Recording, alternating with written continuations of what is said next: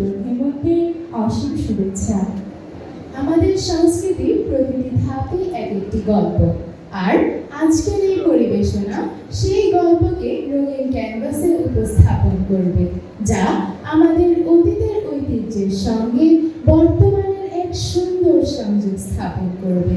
সুপ্রিয় সুধী, সকলকে আজকের এই সুশোভিত সকালের অপরিমেয় শুভেচ্ছা জানিয়ে শুরু করছি আজকের এই বিশেষ আয়োজন। আমি হাফসা বিনতে সাব্বির এবং আমি ইসরাত জাহান বর্ষা। আসুন উপভোগ করি আজকের প্রসন্ন সাংস্কৃতিক অনুষ্ঠান। অপার সৌন্দর্যে আবর্তিত আমাদের এই প্রাণের বাংলাদেশ। এই দেশের অপরূপ প্রকৃতি যেন এক মোহনীয় সবুজ কাব্য, যেখানে দেশটির প্রাণ জুড়ে বেরিয়ে আছে হাজারো নদীর অপরূপ শোভা, যার সঙ্গে পাট পাহাড়ের কলবাগুলির অদ্ভুত এক সম্পর্ক। শুধু দর্শক মণ্ডলী, মাতৃভূমির প্রাণোজ্জ্বল ও নয়নাভিরাম সৌন্দর্যের বার্তা জানিয়ে একটি দলীয় দেশাত্মবোধক গান দিয়ে শুরু করছি আমাদের আজকের এই মনোজ্ঞ সাংস্কৃতিক অনুষ্ঠান। মঞ্চে দলীয় দেশাত্মবোধক গান পরিবেশন করতে আসছে আমাদের বন্ধুরা।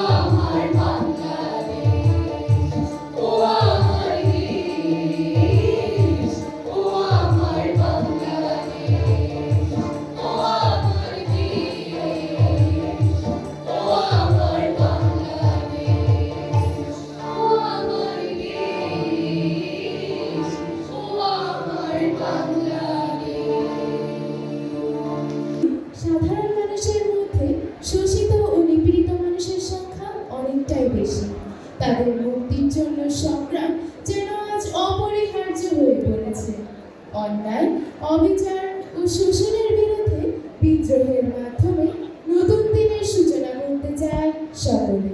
শুধু দর্শক মণ্ডলী, স্বতন্ত্র শিক্ষা, অন্যায়ের বিরুদ্ধে অনবনয় সংগ্রামের চেতনা নিয়ে কবি সুকান্ত ভট্টাচার্য রচিত বিদ্রোহের গান কবিতাটি আবৃত্তি করতে আসছে আমাদের বন্ধুরা। আবৃত্তি করছি কবি সুকান্ত ভট্টাচার্যের লেখা বিদ্রোহের গান।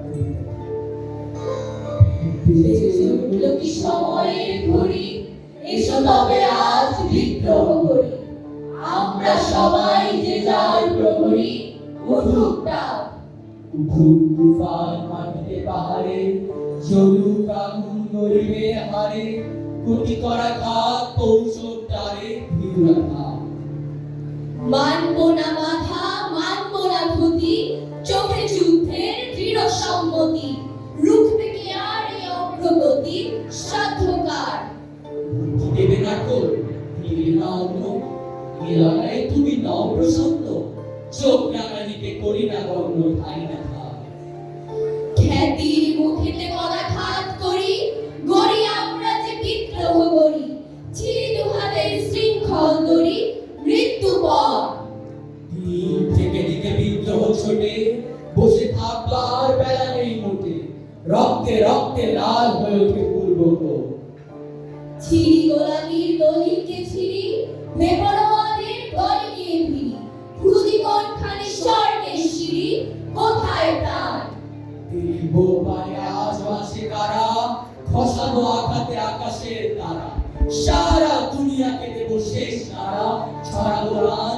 জানি রক্তের পেছনে ডাকবে সুখের বান, জানি রক্তের পেছনে ডাকবে সুখের বান। ধন্যবাদ।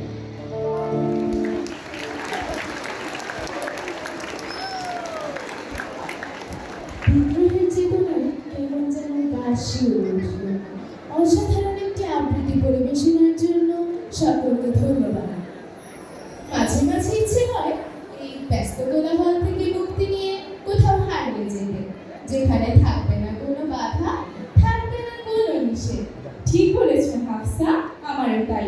তবে আমরা যদি একটা নাচ দেখতে দেখতে মনের গভীরে হারিয়ে যাই, তাহলে মন্দ হয় না। শুধু দর্শক, এবার একটি রবীন্দ্র নৃত্য পরিবেশন করতে মঞ্চে আসছে আমাদের ছোট্ট বন্ধুরা।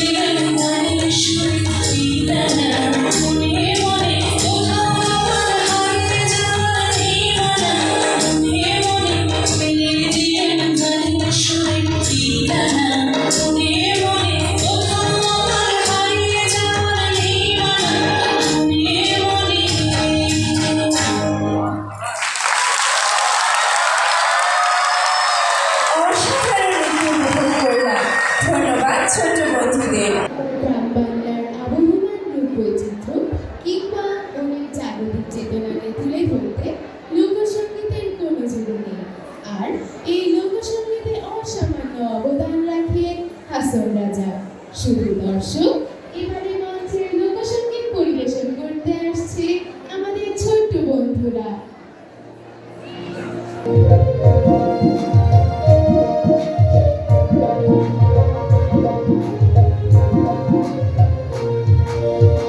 বানাইলো রে হাসন রাজা রে কে বানাইলো রে বাংলা কে বানাইলো রে হাসন রাজা রে কে বানাইলো রে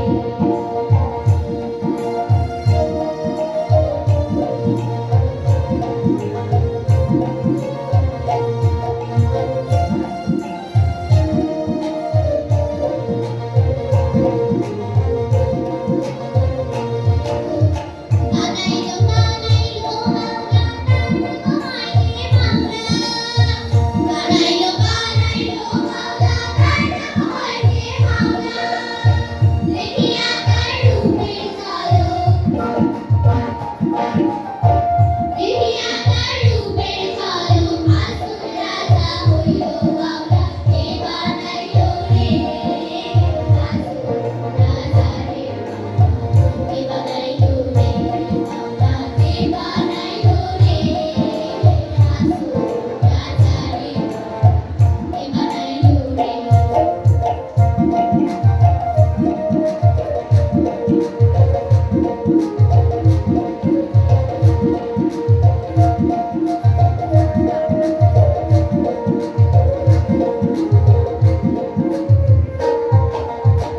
হাসন রাজা হইছে পাগল প্রাণমন্ত্রীর কারণে হাসন রাজা হইছে পাগল প্রাণমন্ত্রীর কারণে বন্ধু বিনে হাসন রাজার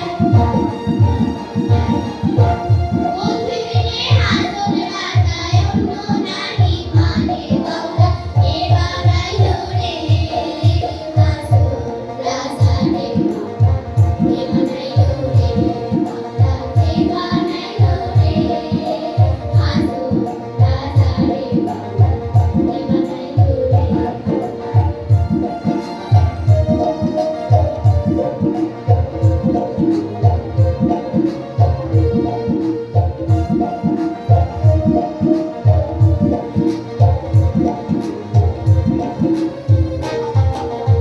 হাসন রাজা গাইছে গান হাতে তালি দিয়া হাসন রাজা গাইছে গান হাতে তালি দিয়া সাক্ষাতে দাঁড়াইয়া শুনে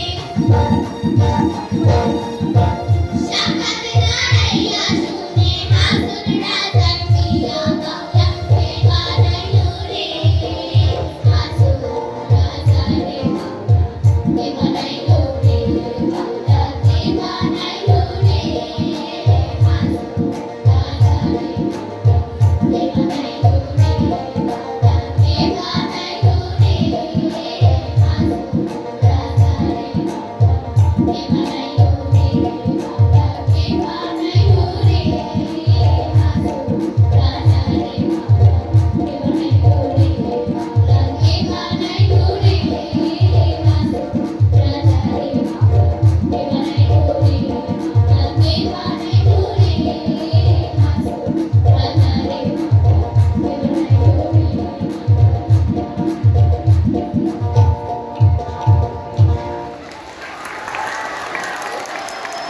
অসাধারণ লোকসঙ্গীত পরিবেশনের জন্য অনেক ধন্যবাদ। আধুনিক প্রযুক্তির অগ্রগতি সম্পর্কে তো আমরা সবাই জানি, কিন্তু টাইম মেশিন দিয়ে যদি চট করে 2060 সালের বাংলাদেশ দেখে আসা যেত, তাহলে বিষয়টা কেমন হতো? বেশ চমৎকার হতো, তাই না?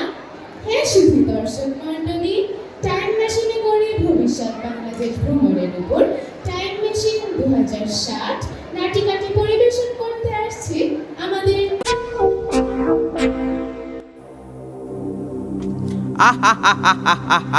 আজ আমার এত বছরের সাধনা সফল হতে চলেছে। অনেক কষ্ট করে আমি এর টাইম মেশিনটি আবিষ্কার করেছি। তোরা দুইজন 2060 সালে যাবি এবং দেখে আসবি সেখানে কিসের অভাব রয়েছে। এসে আমাকে বলবি, আমি তা এক চুটকিতে সেরে ফেলবো। স্যার, আমাদের না পাঠিয়ে আপনিও তো যেতে পারতেন। আমি হলাম সহকারী আর আপনি হলেন বিজ্ঞানী। আরে বেটা, মেশিনে যদি কোনো ডিস্টার্ব দেয় তুই কি তা সারাতে পারবি? তুই তো তা ভাঙ্গারির দোকানে বেচে দিবি। এটা আপনি একেবারেই ভুল বললেন স্যার। আমি আগে বিক্রি করতাম, এখন আর করি না। স্যার, আমার যাওয়ার কি দরকার? ও গেলি তো হয়। চুপ, তুই হলি আর্টসের ছাত্রী। তোকে যে আমি বিজ্ঞানীর সহকারী বানিয়েছি, এটাই তো বিজ্ঞানের শিল্প। স্যার, পল্টু তো কমার্সের ছাত্র, ওই যাক না। না স্যার, মিনি যাবে। চুপ, তোরা দুইজনই যাবি। বস এখন। হলুদ বাটন চাপ দিলে 2060 সালে যাবি এবং সবুজ বাটন চাপ দিলে 2024 সালে ফিরে আসবি। যা এখন। পল্টু, এ আমরা কোথায় এলাম রে? চল ওই লোকটাকে জিজ্ঞেস করি। চল। এ ভাই শুনছেন? ভাই, হ্যাঁ ভাই বলেন। এটা কোন জায়গা ভাই? আরে মিয়া পাগল নাকি আপনারা? কোন যুগের মানুষ বলেন তো? এখন কি আর জিজ্ঞাসা করতে হয়? সবাই গুগল ম্যাপ দেখে নেয় জায়গার নাম। পল্টু, এটা তো 11 নম্বর সেক্টর। ওই দেখ সাইনবোর্ডে লেখা। ও, আমাদের বাড়িতে এখান থেকে রিক্সা দিয়ে যেতে লাগে 10 ও মিনিট। আগে বলবেন না, আমি নিয়ে যাচ্ছি আপনাদের মানে দুজনকে। আপনি কিভাবে নেবেন? কিভাবে মানে? ওইখানে আমার রিক্সা রাখা আছে। আমি মিস্টার বাকের খান দুবার মাস্টার্স পাস করছি, তাই তো কোট প্যান্ট পরা। আচ্ছা, তো কত নেবেন? 25 দিয়েন। 25 টাকা? আপনার কি পাগলাগারো থেকে উঠে আসলেন নাকি? এখনকার যুগে তো 20 টাকা 50 টাকা নোটই তো নাই। 25,000 টাকা। আই এম বাকের খান বলতেছি, আপনারা দুজন আসলেই পাগল। কি? আমরা যাই 15-20 টাকা দিয়ে। আরে মিয়া, আমি কমায় বলছি, দিলে দেন নাইলে যান। 15-20 টাকা মামার বাড়ি আবদার পাইছেন। হ্যাঁ, আমরা হেঁটেই চলে যাচ্ছি। চল, আমরা হেঁটেই যাব। যান। পল্টু, খুব পানি পিপাসা পেয়েছে রে। চল, ওই যে ওইখানে একটা দোকান দেখা যাচ্ছে, সেখানে পানি পাওয়া যেতে পারে। চল। পানি দেন তো। সুইচ টিপে নেন। কি বললেন? আমি ঝন্টু বললাম সুইচ টিপে নেন। এই নে তো। ভাই কত? 35 দিয়েন। বেশি হয় না? 35,000 আবার বেশি কিসের ভাই? সবাই তো এটাই দেয়। কত? 35,000? ভাই আপনি করেন কি? আমরা আসি। হ্যাঁ, আমরা আসি। কই যান? আমার টাকা দিয়ে যান। ভাই, আপনাকে কে যেন ডাকে। কই? কেউই তো নাই। ওমা, ওরা গেল কই? আয় হায় হায় হায়, আমাকে তো পথে বসিয়ে দিয়ে গেল। আমি তো সর্বশান্ত হয়ে গেলাম। Hello, Mrs. Diana. What's up? Oh, I'm good. What about you, Mrs. Sarah? এই তো গুড। জানেন ভাবি, কালকে না একটু শপিং এ গিয়েছিলাম। অনেক খুঁজে 22 ক্যারেটের একটা ডায়মন্ডের সেট কিনলাম। বেশি না, দাম মাত্র 240 কোটি। ভাবি, কালকে তো আমিও শপিং করতে গিয়েছিলাম, কিন্তু আমি গিয়েছিলাম ডিনার সেট কিনতে। জানেন ভাবি, 42 পিসের একটা ডিনার সেট কিনেছি, একেবারে পিওর গোল্ডের। দাম বেশি না, মাত্র 450 কোটি টাকা। ভাবি জানেন, পুরো মল ঘুরে তারপর খুঁজে পেয়েছি। প্রথমে তো খুঁজেই পাচ্ছিলাম না। ও মাই গড, তাই নাকি ভাবি? তারপর ভাবি যা ছিল সব ছিল তামা, পিতল, কাঁসার সঙ্গে গোল্ড মিক্সড করা। ভাবি বলেন, ভাত খাওয়ার একটা জিনিস পিওর গোল্ডের না হলে হয় না? ঠিক বলেছেন ভাবি, পারফেক্ট। আপনারা এসব কি বলছেন? ভাত আবার সোনার প্লেটে? উফ, তোমরা কোন যুগ থেকে এসেছো বলো তো? এই যুগে আবার কেউ গোল্ডের পেটে ভাত না খেয়ে থাকে নাকি? So silly girl. Yes sis, পানি খেয়ে না ভেগে সোনার প্লেট নিয়ে ভাগলেই ভালো। ঠিক বলেছিস। ওমা, ওরা এসব কি বলছে? হোয়াটএভার ভাবি, বাদ দেন তো। আমার মেয়ের অনলাইন ক্লাস শেষ হয়েছে, রোবট ওকে খেতে দিল কি না দেখতে হবে। আমারও দেখতে হবে ভাবি, লেটস গো।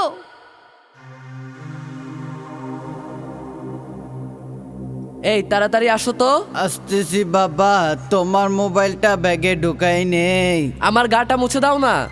দাঁড়াও বাবা, আমি এক্ষুনি দিচ্ছি। ভাই, আপনি কি করতেছেন? বুঝলাম ওনারা কাজের লোক, তাই বলে এমন করবেন নাকি? কাজের লোক? ওনারা তো আমার বাবা মা। বাবা মা? বাবা মার সাথে কেমন করে নাকি? বৃদ্ধাশ্রমে রেখে দিলেও তার চেয়ে ভালো থাকতে পারতো। এখন সবাই এমনই করে। আর তাছাড়া বৃদ্ধাশ্রমে 350 কোটি টাকা কে দিবে? জ্ঞান দেন না তো। Get out of my way, okay? এই তাড়াতাড়ি আসো তো, আসো। চলো বাবা, ওদের কথা শুনো না। হ্যাঁ বাবা, তোমরা তোমাদের কাজে চলে যাও।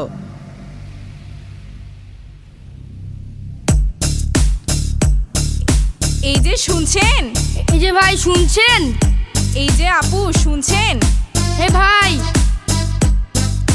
ভাই, এই যে শুনছেন? পল্টু দেখ, আশেপাশে সবাই শুধু ফোনে ব্যস্ত। সব বাচ্চারা শুধু ফোনই দেখছে। হাই খোদা, এ সবাই শুধু ফোনেই ব্যস্ত। আর আমাদের সময় আমরা কত কি করতাম, একে অপরকে কত সাহায্য করতাম, এরা তো এসব কিছুই করছে না। চল তাহলে ফিরে যাই, এখানে দেখি কারো কোনো আন্তরিকতাই নেই। চল। ইয়েস, অবশেষে আমার এই এক্সপেরিমেন্ট সফল হয়েছে। বল সেখানে কিসের অভাব রয়েছে, আমি তা এক চুটকিতে সেরে ফেলবো। আপনি একা আপ্রাণ চেষ্টা করেও এই সমস্যার সমাধান করতে পারবেন না। আমাদের এখন থেকেই সকলকে সচেতন করতে হবে। আরে বেটা, সমস্যাটা কি সেটা তো আগে বলবি নাকি? স্যার, ওখানে মানবতা আর মনুষ্যত্বের খুব অভাব। মিনি ঠিক বলেছে স্যার, প্রযুক্তি দিয়ে সবকিছু করতে গিয়ে মন বলতে কিছু আছে, সেটাই সবাই ভুলে গিয়েছে। সবাই শুধু প্রযুক্তি আর প্রযুক্তি, ডিভাইস আর ডিভাইস। প্রযুক্তির সঙ্গে তাল মিলিয়ে চলতে গিয়ে মানবিকতার কথা ভুলে গেলে চলবে না। তাহলে তো আগে সচেতনতার মেশিন আবিষ্কার করতে হবে। তাহলে ভালোই হয় স্যার, ভালোই হয়। জি স্যার, প্রযুক্তি মানুষের জীবনকে সহজ ও গতিশীল করে তুললেও ভবিষ্যতে মানুষ প্রযুক্তির প্রতি এতটাই আসক্ত হয়ে যাবে যে মানবিকতা, আন্তরিকতা, পারস্পরিক শ্রদ্ধাবোধ, সহনশীলতা, সহমর্মিতা এসব গুণাবলী ধীরে ধীরে মানুষের মন থেকে মুছে যাবে। মানুষের প্রতি মানুষের কোনো দয়া মায়াই থাকবে না। সমাজে সৌহার্দ্য ও সম্প্রীতি বজায় থাকবে না। এমনকি বাবা মাকেও অসম্মান করতে কারো দ্বিধাবোধ হবে না। প্রযুক্তি ব্যবহারে এখন থেকে সচেতন না হলে মানুষ ধীরে ধীরে যান্ত্রিক ও হৃদয়হীন হিসাবে গড়ে উঠবে। তাই আসুন সবাই প্রযুক্তি ব্যবহারে সচেতন হই, সুশীল সমাজ গড়ে তুলি। ধন্যবাদ।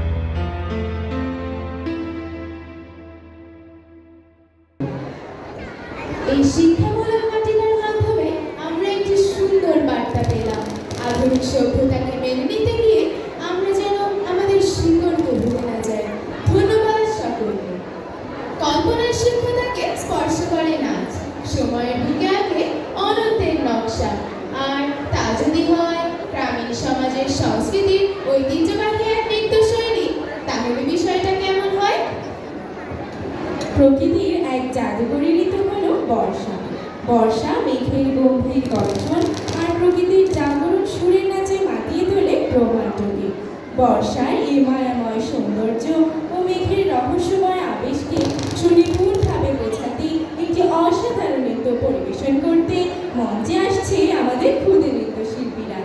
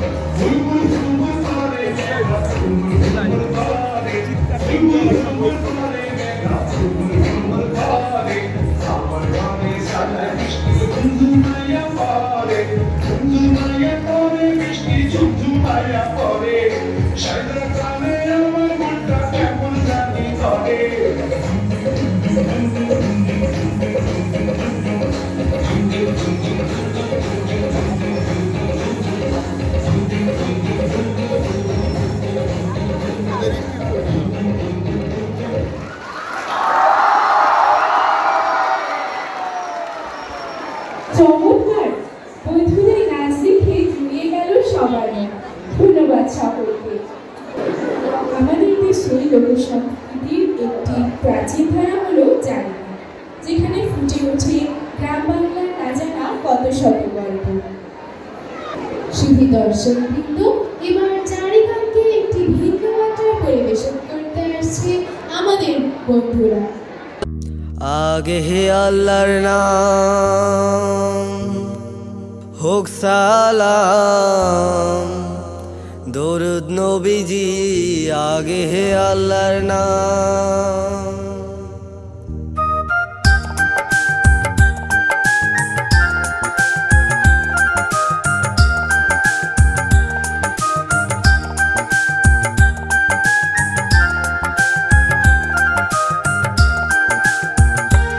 আগে হে আল্লাহর নাম হোক সালাম, দরুদ নবীজি আগে হে আল্লাহর নাম।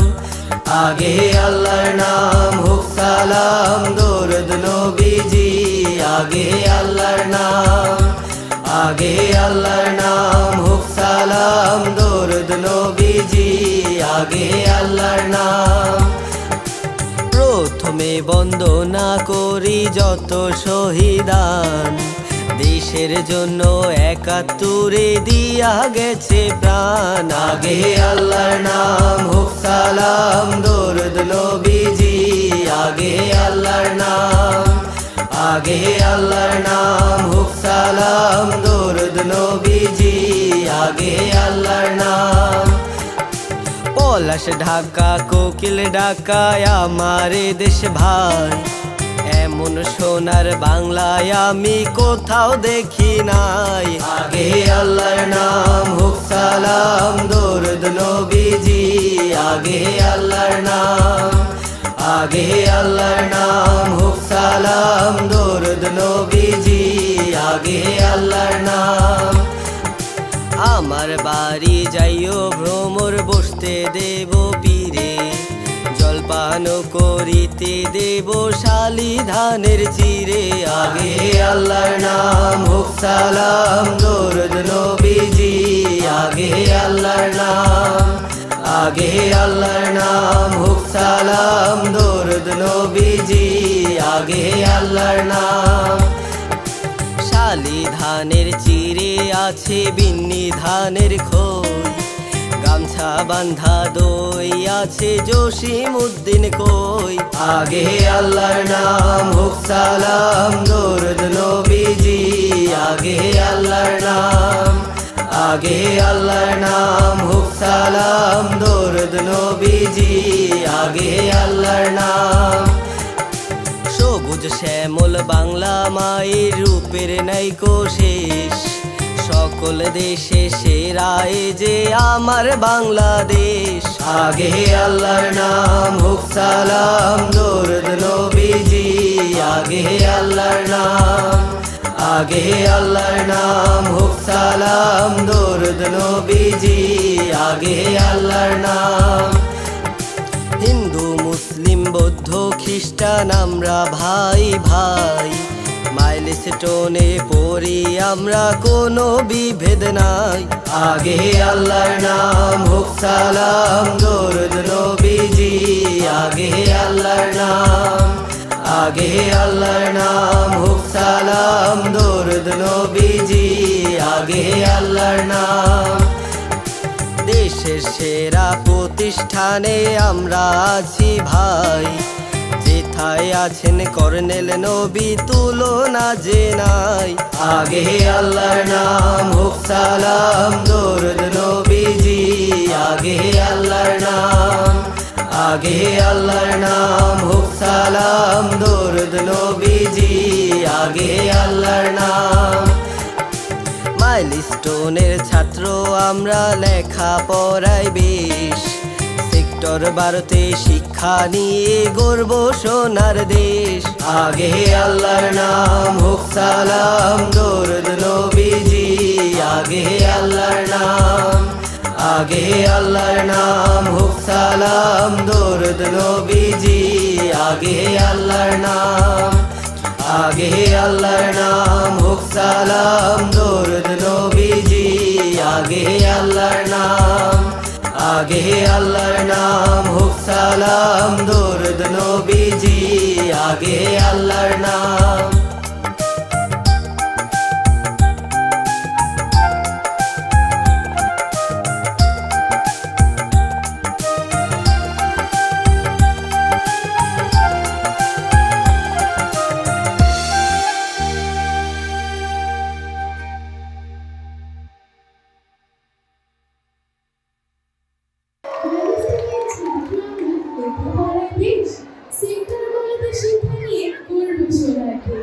কথাটি সত্যিই অসাধারণ।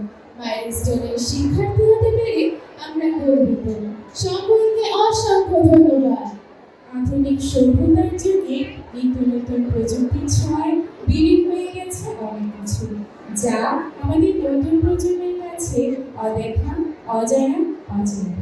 হারিয়ে যাওয়া সেসব ঐতিহ্যকে নতুন করে পরিচয় করিয়ে দিতে মঞ্চে এবার পরিবেশিত হবে ফিরে দেখা বাংলা।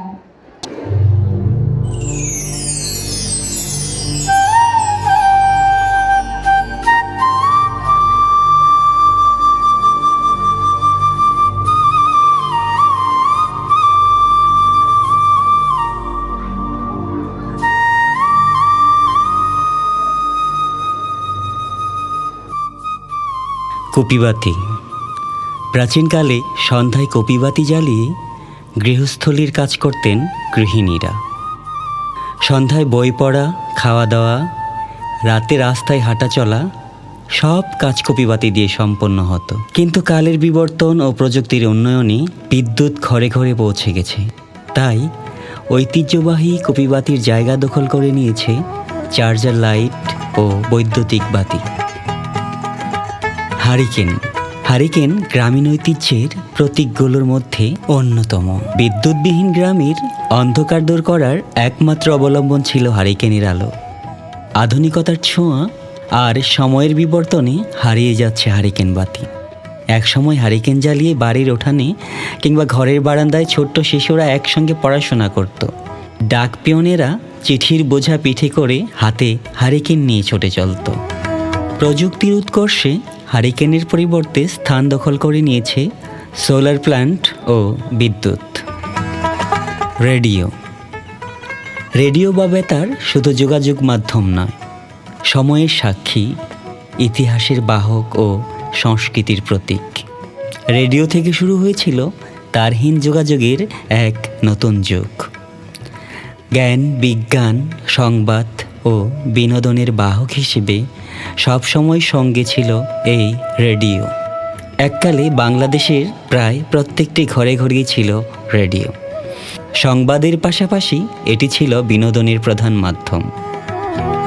টেলিভিশন।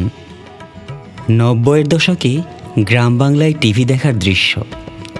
এখন যাদের বয়স 30-এর উপরে তাদের কাছে ছবিটি অনেক পরিচিত। তখন গ্রামগঞ্জে সাদা কালো টিভি ব্যাটারি দিয়ে দেখা হতো। গ্রামের সব বাড়িতেই টিভি ছিল না। দেখা যেত টিভি আছে এক বাড়িতে, কিন্তু সেই টিভি চালানোর ব্যাটারি চার্জ করানো হতো পাড়া প্রতিবেশীর কাছ থেকে চাঁদা তুলে। সবাই 1 টাকা 5 টাকা করে চাঁদা দিতেন শুক্রবারে সিনেমা দেখার জন্য। শুক্রবার আসলেই সকাল থেকে সব কাজ গুছিয়ে জুম্মার নামাজ শেষ করে কোনো রকমে দুপুরের খাবার খেয়ে ছুটে চলতাম টিভির সন্ধানে। পালকি। কালের বিবর্তনে ঐতিহ্যবাহী পালকি এখন শুধুই ইতিহাস। পালকি মানুষ বহনের একটি ঐতিহ্যবাহী বাহন। সে যুগের পালকি ছিল এ যুগের মোটর গাড়ির অনুরূপ। আধুনিক যানবাহন আবিষ্কৃত হওয়ার আগে অভিজাত শ্রেণীর লোকেরা পালকিতে চড়েই যাতায়াত করতেন। গ্রামে বিয়ে হলেই বরকনেকে পালকিতে করে গান গাইতে গাইতে নিয়ে আসতো, দেখে খুব আনন্দ পেতাম। এখন আর পালকি দেখা যায় না। কালের বিবর্তনে বাংলার প্রাচীন ঐতিহ্য সব হারিয়ে যাচ্ছে। ওধান ভানিরে ঢেকিতে পার দিয়া, ঢেকি নাচে আমি নাচি হেলিয়া দুলিয়া। ঢেকির পাড়ে পল্লী বধূদের এমন গান বাংলায় গ্রামীণ জনপদে সবার মুখে মুখে থাকত। ধান থেকে চাল, তা থেকে আটা। একসময় চাল আর আটা প্রস্তুতের একমাত্র মাধ্যম ছিল ঢেকি। তবে কালের বিবর্তনে প্রায় হারিয়ে যেতে বসেছে ঢেকি। আর নতুন প্রজন্মের কাছে ঢেকি শব্দটি শুধু অতীতের গল্প মাত্র, বাস্তবে এর দেখা মেলা ভার। মাটির হাঁড়ি। বাংলার ঐতিহ্য হলো মাটির তৈরি পাতিল। মাটির তৈরি হাঁড়ি পাতিল হলো সেই প্রাচীন যুগের ঐতিহ্য। তারা সব ধরনের কাজেই মাটির তৈরি জিনিসপত্র ব্যবহার করতেন। বিশেষ করে সে যুগের মানুষেরা হাঁড়ির মধ্যে ভাত রান্না করতেন এবং মাটির তৈরি থালা বাসনে খাওয়া দাওয়া করতেন। খড়ম। আধুনিকতার ছোঁয়ায় কাষ্ঠপাদুকার খড়ম এখন শুধুই স্মৃতি। কালের আবর্তে হারিয়ে গেছে এই শিল্প। একসময় গ্রামগঞ্জে সব মানুষই ছিল খড়ম নির্ভর। খড়ম এক প্রকার কাঠের পাদুকা। হিন্দি খৌরাঙ্গ শব্দ থেকে বাংলায় খড়ম শব্দটির উৎপত্তি। পায়ের মাপে কাঠ কেটে সামনের দিকে কাঠের গুটি বসিয়ে খড়ম তৈরি করা হতো। কাঠ দিয়ে তৈরি খড়ম ছিল পরিবেশ বান্ধব। খড়ম ভারতীয় উপমহাদেশের ঐতিহ্যের সঙ্গে ওতপ্রোতভাবে জড়িয়ে রয়েছে।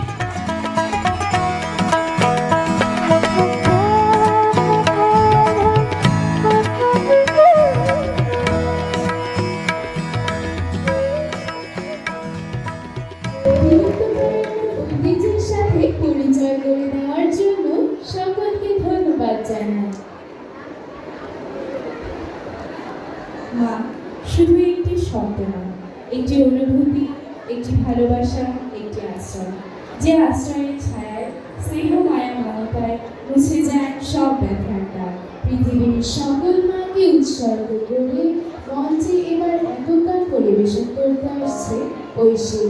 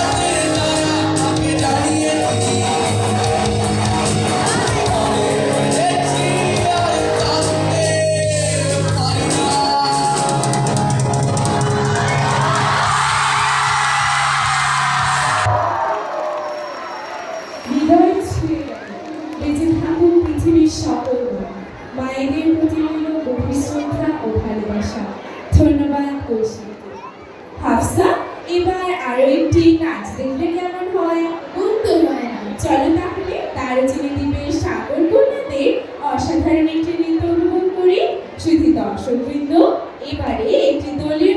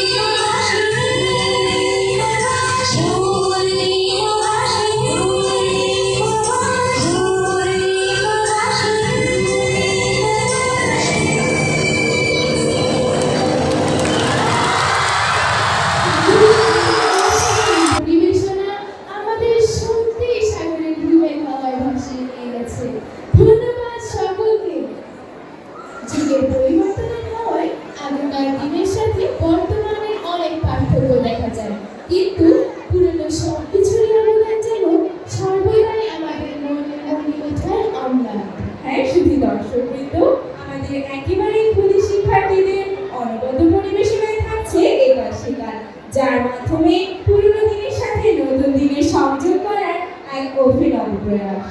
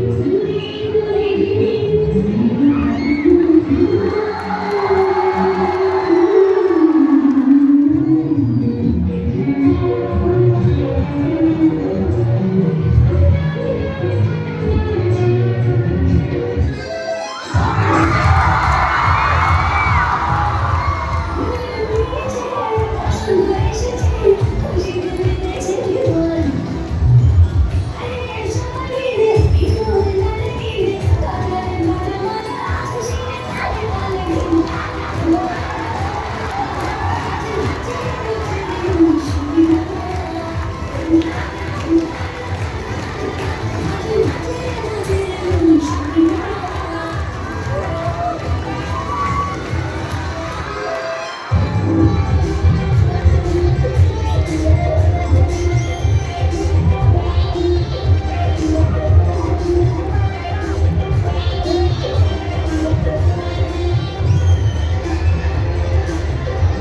সুন্দর একটি পরিবেশনা দেখলাম। ধন্যবাদ ছোট বন্ধুদের।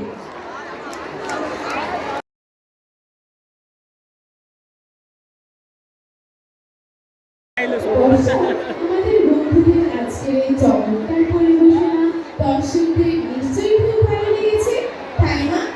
হ্যাঁ আফসার, ঠিক তাই, কিন্তু আরো একটি চমক বাকি রয়েছে। হ্যাঁ সুপ্রিয় সুধী, এই পর্যায়ে মডার্ন ফিউশনের নৃত্য নিয়ে মঞ্চ মাতাতে আসছে আমাদের মডার্ন বয়েজ।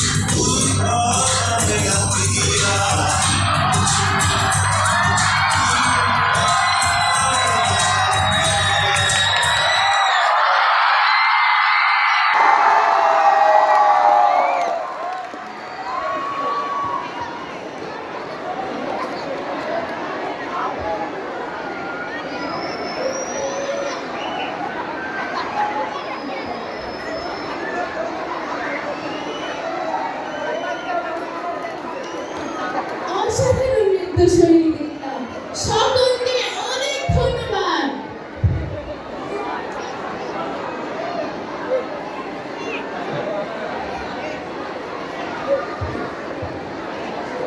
শুধু দর্শকবৃন্দ, আমরা আমাদের অনুষ্ঠানের একেবারেই শেষ পর্যায়ে চলে এসেছি। আপনাদের মূল্যবান সময় দিয়ে আজকের সাংস্কৃতিক অনুষ্ঠানটি উপভোগ করার জন্য আন্তরিকভাবে ধন্যবাদ জানাই। আজকের অনুষ্ঠানকে সাফল্যমণ্ডিত করার পেছনে